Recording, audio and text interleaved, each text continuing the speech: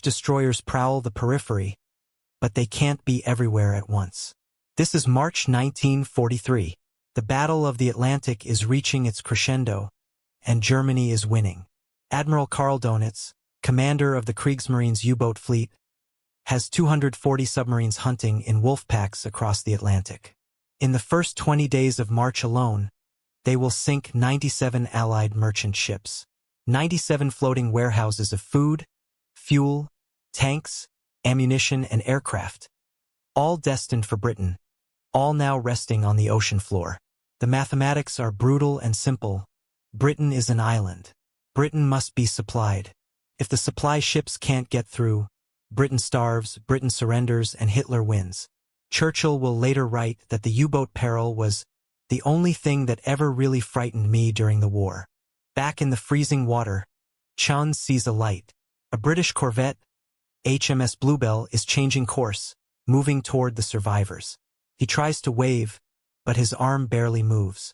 Hypothermia is setting in. The North Atlantic in March hovers just above freezing, 37 degrees Fahrenheit. A man has perhaps 30 minutes before his body simply stops working. Chun manages 15 more before the crew of the Bluebell hauls him aboard. They pull up 21 men total. The other 22 remain in the water, claimed by the cold or the sea. The captain of the Bluebell, Lieutenant Commander Harold Eyre, watches the survivors being wrapped in blankets below deck. He's seen this scene a dozen times in the past 3 months. Different ships, different men, same outcome. He turns to his executive officer. "How many does that make this week?" "7, sir. 7 merchants in our convoy alone." Eyre does the mathematics in his head. The convoy left New York with 53 ships. They've lost 13 to U-boats. They're only halfway across. 3,000 miles to the west in Washington, D.C., these numbers land on desks at the War Shipping Administration with the weight of tombstones. Vice Admiral Emery Land, head of the Maritime Commission, stares at the casualty reports. The United States is building ships faster than it ever has in history, but Germany is sinking them even faster. The average Liberty ship takes 244 days to construct. A U-boat can send one to the bottom in under 4 minutes. The equation is unsustainable. Land pulls out a file that's been sitting on his desk for 3 months. Inside is a proposal from a California industrialist named Henry Kaiser, a man who has never built a ship in his life. The proposal claims Kaiser can build Liberty ships in under 2 months. Some in the Maritime Commission think the number is absurd. Others think Kaiser is a con artist. Land picks up his telephone and places a call to Richmond, California. He doesn't know it yet, but he's about to change the war. January 15, 1941. Richmond, California. Kaiser Shipyard No. 1. Henry J. Kaiser stands in the mud, and he's smiling. He's 60 years old, barrel-chested, with wire-rimmed glasses and the kind of relentless optimism that makes traditional businessmen deeply uncomfortable. Around him, what used to be a mudflat on the eastern shore of San Francisco Bay is being transformed into something the maritime industry has never seen before. Cranes tower overhead. Concrete is being poured in vast rectangular patterns. Welding torches spark in the gray morning light. Kaiser is building 7 shipyards simultaneously, 3 here in Richmond, more in Portland and Vancouver. The men from the Maritime Commission who came to inspect the site last week left shaking their heads. One of them, a naval architect named George Sharp, pulled Kaiser aside. "Mr. Kaiser, with all due respect, you don't know the first damn thing about building ships." Kaiser grinned. "That's right. That's exactly right." Sharp didn't know what to say to that. The truth is more complicated. Kaiser doesn't know ships, but he knows production. He knows it the way a concert pianist knows Beethoven, the way a surgeon knows anatomy. For 30 years, he's been building impossible things. Highways through mountain ranges, the Hoover Dam, the Grand Coulee Dam, the Oakland-San Francisco Bay Bridge. He's a construction magnate who's made a fortune by asking a single question that drives traditional engineers insane. Why does it have to take that long? In 1940, when Britain was being bombed nightly and American involvement seemed inevitable, Kaiser went to Washington with a proposal. The United States needed merchant ships, hundreds of them, thousands of them, and it needed them fast.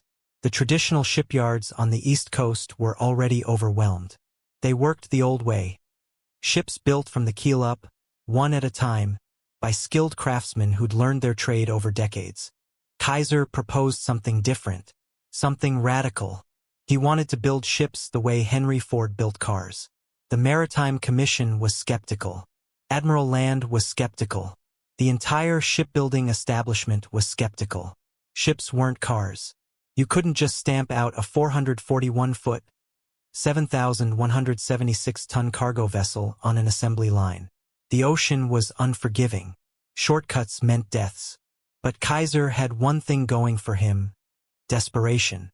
Britain was losing ships faster than it could replace them. The U-boats were winning, and Kaiser was offering to build 60 vessels in 2 years, a number that seemed impossible but was at least ambitious enough to matter. In January 1941, Kaiser received his first contracts. By March, he'd broken ground at Richmond. Now, 10 months later, he's standing in Shipyard Number 1 watching his vision become steel and rivets. His chief engineer, Clay Bedford, approaches with a clipboard. Bedford is everything Kaiser isn't: methodical, cautious, trained in traditional naval architecture. Kaiser hired him specifically because Bedford knows how ships are supposed to be built. That way Kaiser knows exactly which rules to break. "Mr. Kaiser, we've got a problem with the hull sections." "What kind of problem?" "The welders are complaining. They say the prefabricated sections don't line up perfectly. They want to go back to riveting, do it the traditional way." Kaiser shakes his head. This is the fight he's been having since day one. Traditional shipbuilding uses rivets, metal fasteners hammered through steel plates by teams of skilled workers. It's slow, labor-intensive, and it requires craftsmen who've spent years learning the trade. Kaiser is using welding instead, melting the steel plates together with electric arcs. It's faster, requires less skill, and creates a stronger bond. But it's unfamiliar, and unfamiliar makes people nervous. "The sections line up close enough," Kaiser says. "The welders can adjust. That's the whole point of welding: flexibility. The Navy inspectors are going to push back. Let them." Kaiser's smile doesn't waver. "Clay, we're not building these ships to win architecture awards. We're building them to carry cargo across an ocean while Germans are shooting at them. If the weld holds and the ship floats, we've done our job." Bedford nods slowly. He's learning to recognize when Kaiser's mind is made up. "There's something else," Bedford continues. "We're getting applications faster than we can process them. Over 2,000 in the last week alone. Most of them have never worked in a shipyard before. Hell, most of them have never worked in any industrial facility." This doesn't concern Kaiser. In fact, it's exactly what he expected. The traditional shipyards in places like Bath, Maine, and Newport News, Virginia, rely on experienced craftsmen. Kaiser's approach requires something different: warm bodies willing to learn, fast. He's hiring farmers from Oklahoma, shopkeepers from Nevada, women who've never held a wrench. He's paying well. The shipyard wages are nearly double what most of these people made in their previous lives. "Set up more training programs," Kaiser says. 10-day courses: welding, riveting, crane operation. We teach them the one job they need to know, and we teach them fast. 10 days? Mr. Kaiser, traditional apprenticeships last years. We don't have years, Clay. We barely have months. This is January 1941. America isn't officially at war yet. Pearl Harbor is still 11 months away. But Kaiser can read a calendar and a newspaper. He knows what's coming. And when it comes, the United States is going to need more ships than have ever been built in human history. The question isn't whether his methods will work. The question is whether they'll work fast enough. Across the yard, the first keel plates for hull number 1 are being positioned. In the traditional shipyards back east, this moment would come after months of preparation. Here in Richmond, it's been 10 weeks since Kaiser broke ground. He turns to Bedford. "How long until we launch the first one?" Bedford checks his clipboard. "If everything goes perfectly, maybe 180 days. Kaiser's smile widens. "Make it 150. September 27th, 1941. Richmond Shipyard Number 1. Launch day. The champagne bottle shatters against the bow, and 10,000 people cheer. Hull Number 1, christened the SS Ocean Vanguard, slides down the launching ways into San Francisco Bay.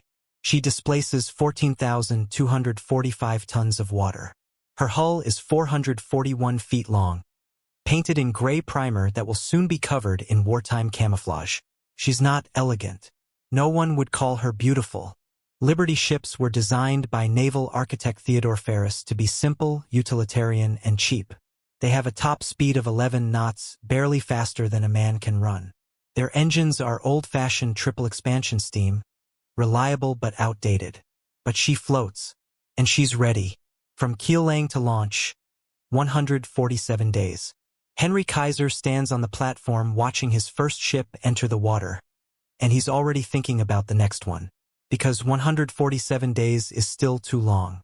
The math haunts him. At current production rates, the United States might build 3 or 4 ships per month across all his yards combined.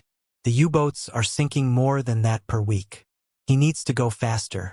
That night, Kaiser gathers his senior staff in a warehouse that's been converted into a planning room. The walls are covered with diagrams, flowcharts, and photographs of ship components. Clay Bedford is there, along with production manager William Waste and welding supervisor Helen Ross, one of the few women in a senior position at the yards. Kaiser stands at the front, pointing to a massive wall chart that breaks down ship construction into individual steps. Gentlemen, and Helen, we're thinking about this all wrong. Waste looks up from his notes. How do you mean, Mr. Kaiser? We're still building ships sequentially. Keel goes down, then we build up from there section by section. It's faster than the traditional yards, but it's still fundamentally the same process. He taps the chart. What if we built the ship in pieces, all at the same time, and assembled it at the end? The room goes quiet.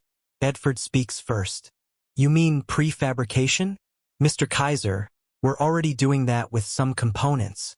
Not components. Sections. Kaiser's voice rises with enthusiasm. Look at an automobile factory.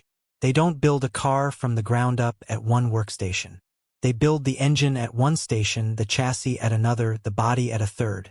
Everything comes together on the final assembly line. Helen Ross leans forward. A ship isn't a car, Mr. Kaiser. We're talking about a 10,000-ton steel structure that has to withstand storms and torpedoes. The principle is the same. Steel is steel. Welds are welds. Kaiser pulls out another diagram, this one showing a Liberty ship divided into massive 3-dimensional sections.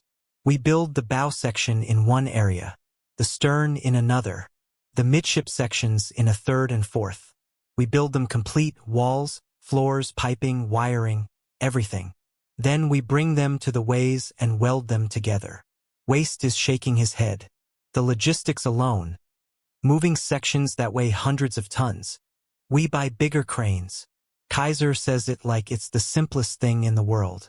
We already have gantry cranes. We order larger ones. Hell, we build them ourselves if we have to. Bedford is scribbling calculations. Even if we could prefabricate at that scale, we'd need massive assembly areas. Covered areas so weather doesn't slow us down. And we'd need to train entirely new crews on this method. So we build the assembly areas. And we train the crews. Kaiser looks around the room.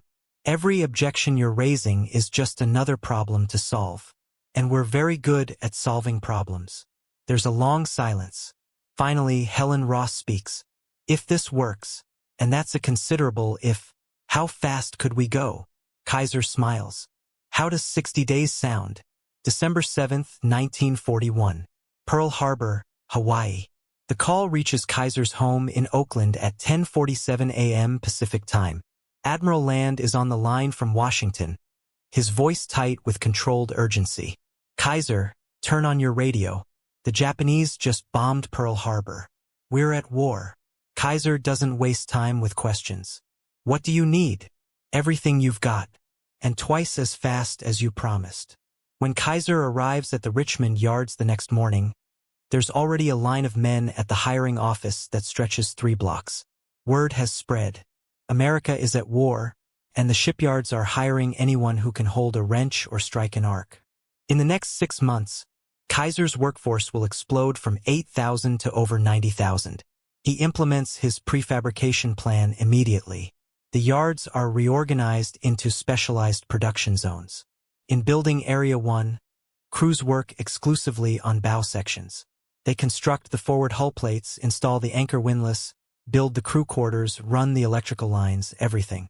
The bow section is completed as a unit weighing over 200 tons. In Area 2, teams build the bridge superstructure. In Area 3 and 4, the midship sections take shape with cargo holds and engine rooms. In Area 5, the stern comes together, complete with the steering mechanism and propeller shaft. The shipways themselves become final assembly points. Massive gantry cranes, some of the largest in the world, lift these prefabricated sections and lower them into position. Welders swarm over the joints, fusing the sections together. What used to take months now takes weeks. But Kaiser isn't satisfied. He walks the yards constantly, watching, questioning, timing every operation with a stopwatch he keeps in his vest pocket. He sees a crew waiting 30 minutes for a crane to move a section. The next day, he orders 4 additional cranes. He notices that welders are spending time walking back and forth to retrieve tools and materials. Within a week, mobile tool carts appear at every workstation. He observes that the night shift is slower than the day shift. Workers can't see as well. He orders the installation of massive floodlights that turn night into artificial day. Richmond Shipyard No. 3 becomes so bright it can be seen from space, or would be if satellites existed yet. Residents in nearby Oakland complain about the light pollution. Kaiser sends them a letter explaining that the lights represent ships, and ships represent survival. The complaints stop. By March 1942, Kaiser's yards are launching their first ships built under the new prefabrication system. Hull No. 12, the SS Star of Oregon, goes from keel laying to launch in 72 days. By June, they're down to 60 days. By September, they're at 45. The traditional shipbuilding industry watches in disbelief. The Navy's Bureau of Ships sends inspectors expecting to find shoddy workmanship, dangerous shortcuts, structural flaws. Instead, they find ships that meet or exceed specifications. The welds are sound. The hulls are watertight.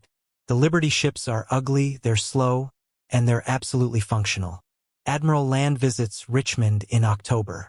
Kaiser takes him on a tour of Shipyard No. 2, where 3 ships are being assembled simultaneously on parallel ways.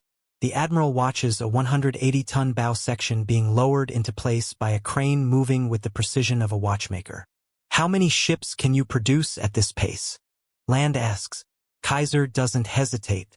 "With all 7 yards running at full capacity? 1 ship per day." Land turns to look at him. 1 ship per day. "Yes, sir. 350 ships per year, maybe more. We're not there yet, but that's where we're heading." The Admiral does the mathematics in his head. If Kaiser is even half right, it changes everything. The U-boats can't sink ships faster than America can build them. The Battle of the Atlantic becomes a war of industrial attrition, and America's industrial capacity is limitless. "What do you need from me?" Land asks. "Steel. More steel than you think is possible. And don't tell me we can't get it. We can always get it." Land nods slowly. "You'll have your steel, Kaiser. Now show me how fast you can really go." Kaiser's smile returns. He's been waiting for that question. "Come back in 3 months, Admiral. I'll show you something that'll make your Navy boys cry." November 3rd, 1942. Richmond Shipyard No. 2. 6 a.m. Welder Josie Rodriguez strikes her first arc at exactly 6 o'clock, and the stopwatch starts. She's 23 years old, from Fresno, daughter of migrant farm workers. 6 months ago, she'd never seen a welding torch. Now she's part of an experiment that Kaiser has dubbed Project Speed Run, an attempt to build a complete Liberty ship faster than anyone thought possible. The ship is hull number 440, and she'll be named the SS Robert E. Peary after the Arctic explorer. But right now she's just steel sections waiting to be joined, and Josie is one of 200 welders assigned to bow assembly. Her section supervisor, A gruff former construction foreman named Mike Parrish briefs the team before the shift starts. Listen up. Every second counts today. Your rod holders are preloaded. Your ground cables are positioned. Fresh lens in your helmets. When your section is done, you move to backup position and help finish neighboring sections. No standing around. No breaks until lunch. We're making history today, people. Across the yard, similar briefings are happening at every workstation. The bow team, the stern team, the bridge superstructure crew, the engine installation squad, the electrical gangs, the pipe fitters. Over 4,000 workers, all synchronized, all focused on a single goal. Build a ship. Build it faster than it's ever been done. Kaiser himself is there, moving through the yard with his entourage of engineers and efficiency experts. He's timing everything. How long it takes to position a section. How long for the crane to return for the next lift. How many welders can work on a joint simultaneously without getting in each other's way. Clay Bedford walks beside him, clipboard in hand, looking increasingly nervous. Mr. Kaiser, if we push too hard and something fails inspection, it won't fail. Kaiser doesn't slow down. We've practiced this sequence on the last 5 ships. Every worker knows their role. The sections are pre-fitted. This isn't experimental, Clay. This is refined. By 10 a.m., the keel and bottom hull plates are in place. The massive bow section, all 180 tons of it, is lifted by the gantry crane and lowered onto the ways. Welders swarm over the connection points like ants on a carcass. Sparks cascade in golden waterfalls. Josie Rodriguez is on her 3rd weld seam when she hears the radio call. Bow section secured. Moving to midship 1. She feels a surge of pride. They're ahead of schedule. By 2 p.m., the ship has a recognizable shape. 3 midship sections are in place, the engine room is being assembled, and the stern section is waiting on the crane hook. In a traditional shipyard, this moment would come after weeks of work. Here it's been 8 hours, but the pace is brutal. Workers are rotating through stations, grabbing food from mobile canteen trucks, then back to work. The welding never stops. The cranes never rest. The yard sounds like a war zone. Metal on metal, pneumatic hammers, the roar of generators, the hiss of welding torches, and underneath it all, the constant shouting of supervisors coordinating the chaos. At 6 p.m., the day shift ends and the night shift begins. But most of the day shift stays. They want to see this through. Josie Rodriguez is exhausted, her arms aching, but when her supervisor asks if she wants to clock out, she shakes her head. I'm staying. By midnight, the hull is complete. The superstructure is being installed, the bridge, the deckhouses, the masts. Inside the ship, electricians are running cable through conduits that were pre-installed in the prefabricated sections. Pipe fitters are connecting the steam lines. The engine, a massive triple expansion steam engine that was assembled separately in the engine shop, is being lowered into the engine room by the largest crane in the yard. Kaiser hasn't left. He's been there for 18 hours straight, living on coffee and adrenaline. Admiral Land arrived by plane from Washington at 10 p.m. and is watching from the observation platform, stunned into silence. At 3 a.m. on November 4th, the real test begins. The engine is connected. The boilers are fired. Steam pressure builds. In the engine room, Chief Engineer Walter Morrison watches, his gauges with the intensity of a bomb disposal technician. Pressure at 200 psi, 210, 220. Holding steady at 225. On the bridge, Captain Joseph Peterson, assigned to take the Robert E. Peary on her maiden voyage, tests the controls. Telegraph to engine room. Check. Steering. Check. Navigation lights. Check. At 6 a.m. on November 4th, exactly 24 hours after the first weld was struck, the ship is structurally complete. But Kaiser isn't done. The Robert E. Peary needs outfitting. Lifeboats installed. Navigation equipment calibrated. Safety systems tested. Cargo booms rigged. The galley stocked. 1,000 details that turn a floating hull into a functional merchant vessel. The work continues. November 12, 1942. Richmond Shipyard No. 2. Launch day. 4 days, 15 hours, and 29 minutes after the keel was laid, the SS Robert E. Peary is ready for sea. The crowd that gathers for the launch is massive, over 30,000 people. Workers from all 7 Kaiser yards, military officials, press from every major newspaper and newsreel company in America. The story has already leaked, and the world wants to see if it's true. Can you really build a ship in less than 5 days?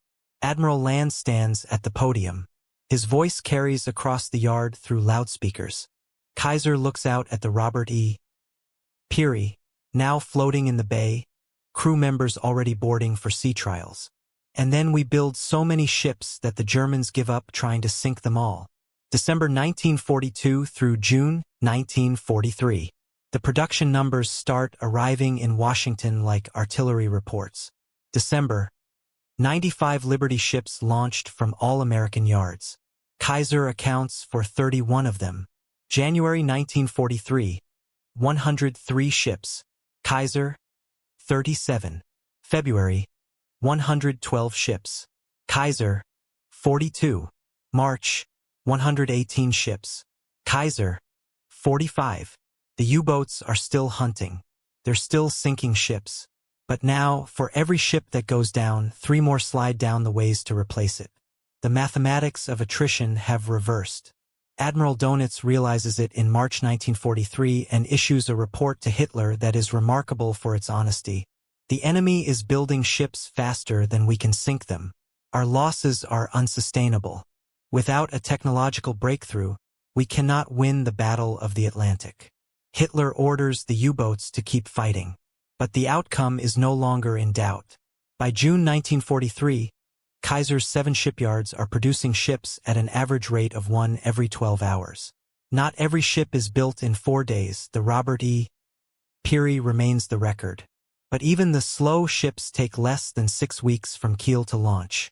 The Richmond yards become a destination for Allied leaders touring American war production. Churchill visits in May 1943, watches a ship launch, and is reported to have muttered, "Good God, they really can do it." Soviet commissars visit and take detailed notes, trying to replicate the system in Soviet yards. It doesn't work. Kaiser's method requires not just the techniques but the culture of innovation and worker empowerment that he's fostered. Josie Rodriguez, the welder who struck the first arc on the Robert E. Peary, is promoted to welding instructor. She trains hundreds of new workers, many of them women like herself, who flooded into the yards as men ship out to combat. By war's end, women will make up over 25% of Kaiser's workforce. And the ships keep coming. July 18, 1943. Mid-Atlantic. 52 degrees 14 minutes north, 31 degrees 8 minutes west. The SS John W.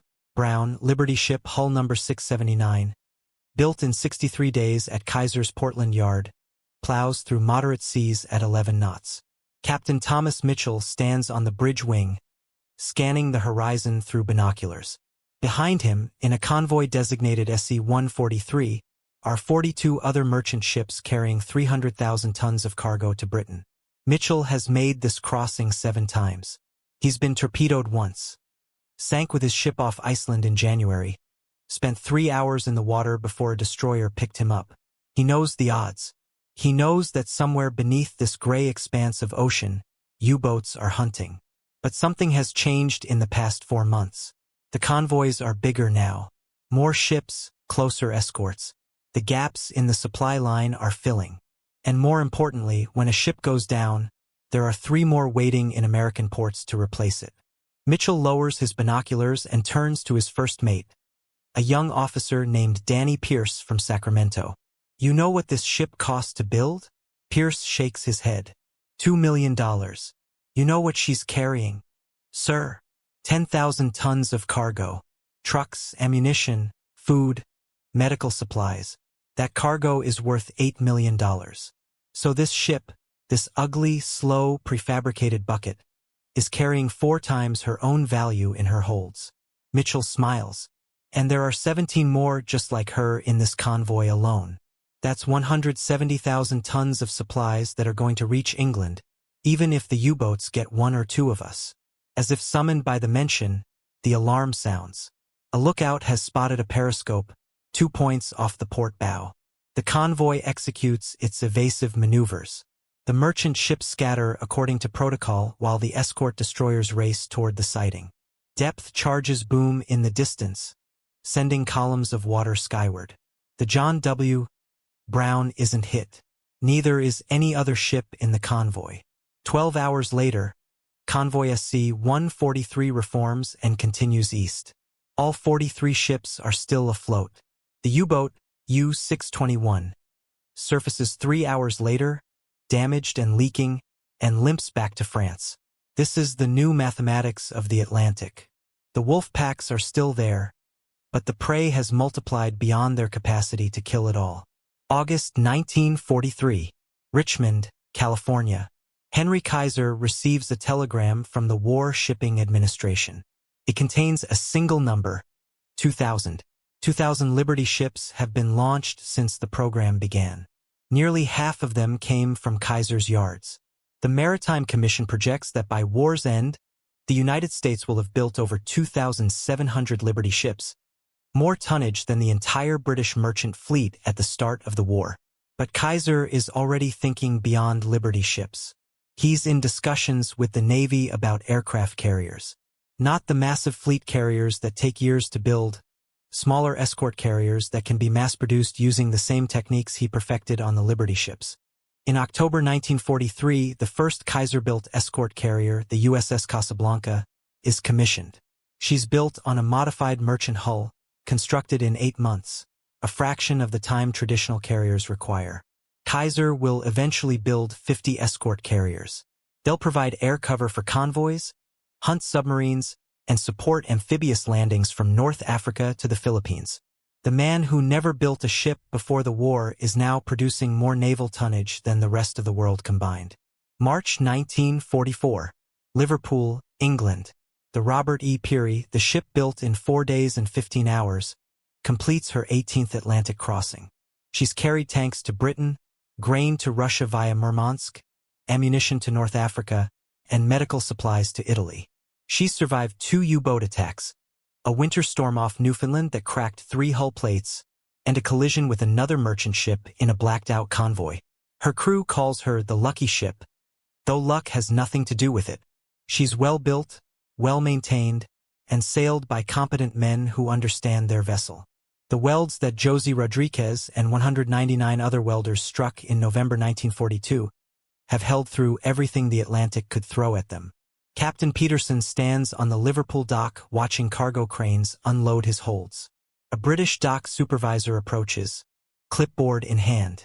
"Captain, I've been working these docks since 1938. Early in the war, we'd see maybe 3 or 4 American merchants a week. Now," he gestures at the harbor, "I count 37 in port right now. 37. And more arriving every day." Peterson nods. "We're building them faster than you can unload them. It's bloody miraculous is what it is. Hitler thought he could starve us out. Instead, we're drowning in American steel and American cargo." The supervisor pauses. "You know what the dock workers call you liberties? Kaiser's coffins. No offense intended. None taken.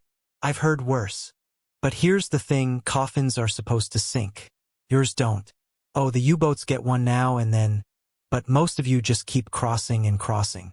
It's like trying to stop a river by removing water 1 bucket at a time." That night, Peterson writes a letter to his wife in Oakland. One line stands out. "We're going to win this war, not because our ships are faster or better, but because there are simply more of us than they can possibly sink." Henry Kaiser figured out how to turn steel and determination into something the Germans can't defeat: inevitability. May 8, 1945. Richmond Shipyard No. 1. The war in Europe ends. Kaiser's yards don't stop. There's still a war in the Pacific, still a need for ships. But the desperate urgency has passed. The yards begin to slow their pace, focusing on quality over pure speed. The prefabrication techniques remain, the efficiency improvements stay, but the 4-day sprints are over.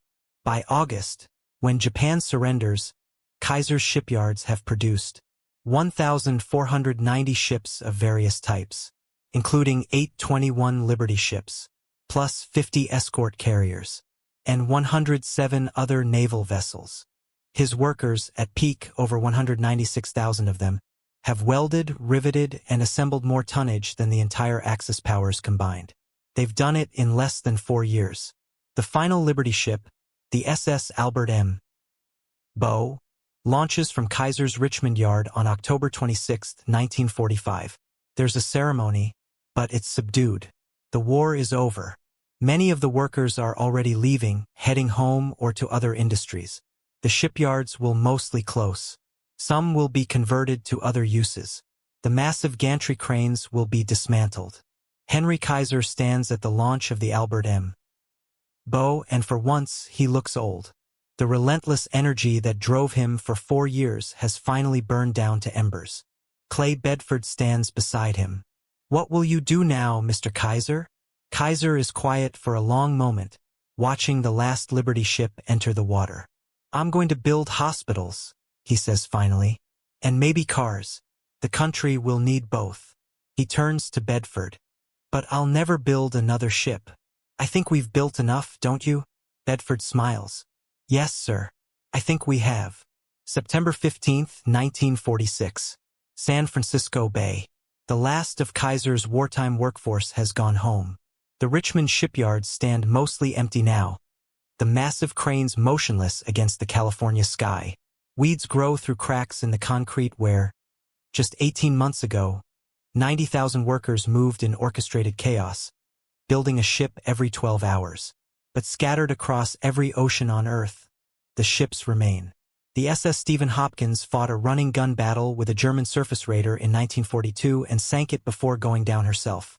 The only American merchant ship to sink a German warship in combat. Her crew were heroes. Her hull was built in Richmond in 58 days. The SS Richard Montgomery lies on the bottom of the Thames estuary, sunk in 1944, still loaded with 1,400 tons of unexploded ordnance that remains too dangerous to remove. She was built in 63 days. The SS Jeremiah O'Brien survived D-Day, carried ammunition to Normandy beaches while under fire, made 11 more crossings, and still floats today in San Francisco as a museum ship, one of only 2 surviving operational Liberty ships. Tourists walk her decks and marvel at how simple she is, how utilitarian.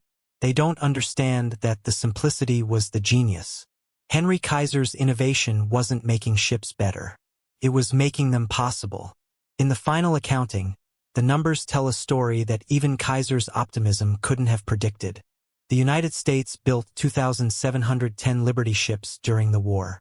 They carried 75% of all cargo shipped overseas. They transported the tanks that liberated France, the fuel that powered Patton's advance, the food that kept Britain fighting, the ammunition that won battles from Guadalcanal to Berlin. The Germans sank 200 of them. 200 out of 2,710. For every Liberty ship sent to the bottom, 13 more were already at sea or under construction. The U-boats couldn't keep pace. No one could. Kaiser's prefabrication techniques didn't end with the war. They revolutionized construction across industries. The methods he pioneered building ships in days influenced everything from skyscraper construction to modular housing to modern manufacturing. The idea that complex systems could be broken into simple, repeatable components and assembled rapidly became foundational to post-war industrial design. August 24, 1967. Oakland, California. Henry Kaiser dies at age 85. The obituaries focus on his many achievements: the dams, the highways, Kaiser Permanente Healthcare, Kaiser Aluminum, Kaiser Steel. Some mention the ships, but by 1967, the Liberty ships are mostly forgotten, scrapped or sold, converted to merchant use or left to rust in reserve fleets. But the men and women who built them remember. Josie Rodriguez, now 48 years old with 3 children and a career as a welding instructor at a community college, reads Kaiser's obituary and thinks about that November night in 1942 when she welded bow sections on the Robert E. Peary.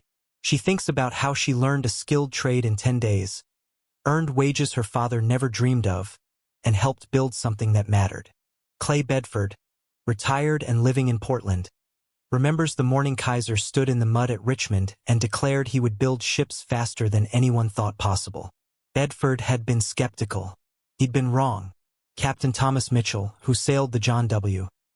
Brown through 18 crossings without losing a single crew member, remembers standing on his bridge and understanding that the tide of the war had turned not because of a brilliant general or a secret weapon, but because one stubborn industrialist refused to accept that things had to be done the way they'd always been done.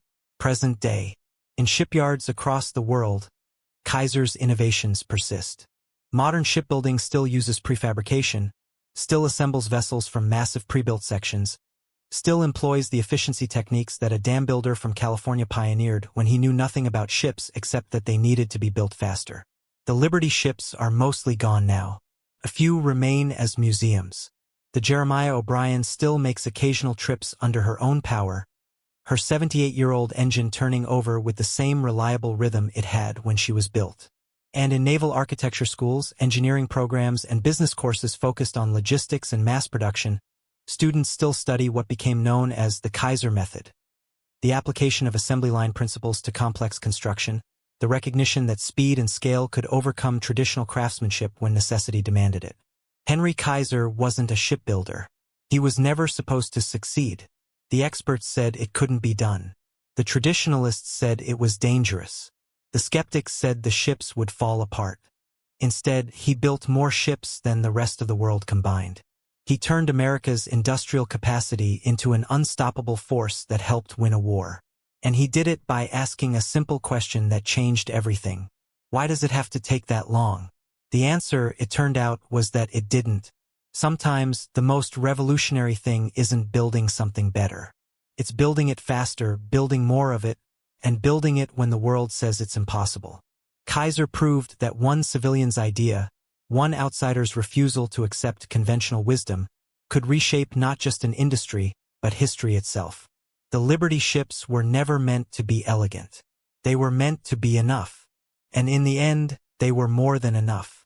They were victory, measured in prefabricated steel and welded seams, launched into the water one after another, an endless tide of American determination that no enemy could sink fast enough to stop.